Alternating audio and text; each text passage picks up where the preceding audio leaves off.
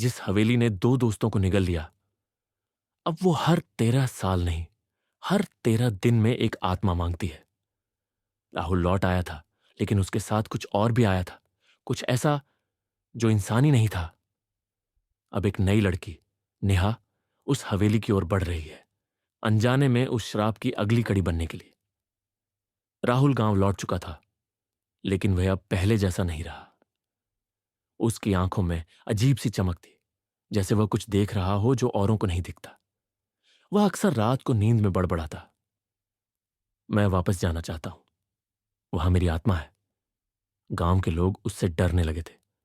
मंदिर के पुजारी ने कहा, उसके साथ कुछ आया है जो इंसानी नहीं है। एक रात राहुल अचानक गायब हो गया। उसके कमरे में सिर्फ एक पुरानी डायरी मिली, जिस पर खून से लिखा था, दूसरा अध्याय शुरू हो चुका है। डायरी में राहुल की लिखावट थी। उसने लिखा था कि हवेली उसे बुला रही है और अमन और सौरभ की आत्माएं अब भी वहां कैद है। उसने यह भी बताया कि हवेली में एक चौथा कमरा है, जो सिर्फ उस व्यक्ति के लिए खुलता है जिसकी आत्मा अधूरी हो। राहुल ने उस कमरे में कदम रखा और फिर कभी नहीं लौटा। 3 महीने बाद एक ट्रैकिंग ग्रुप गांव में आया। उनमें से एक लड़की, नेहा, को हवेली ने खींच लिया।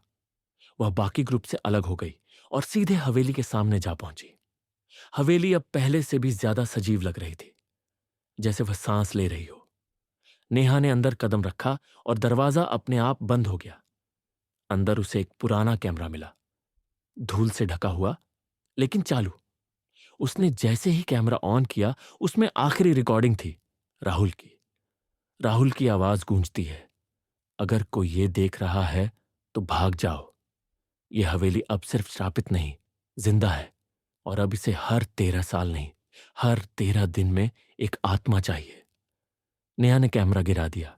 तभी पीछे से किसी ने उसका नाम पुकारा, नेहा। लेकिन वह आवाज इंसानी नहीं थी। वो पलटी, लेकिन वहां कोई नहीं था। तभी दीवार पर खून से लिखा दिखा, तुम अगली हो। नेहा ने भागने की कोशिश की, लेकिन हवेली की दीवारें बदलने लगीं। दरवाजे गायब हो गए, खिड़कियां बंद हो गईं और फर्श पर दरारें पड़ने लगीं। एक दरार से एक हाथ निकला, सड़ा गला लेकिन जिंदा। वह हाथ नेहा की टॉर्च खींच ले गया। अंधेरे में अब सिर्फ एक आवाज थी, अब तू भी यहीं रहेगी, हमेशा के लिए। अगली सुबह ट्रैकिंग ग्रुप ने नेहा को ढूंढा, लेकिन हवेली वहां नहीं थी।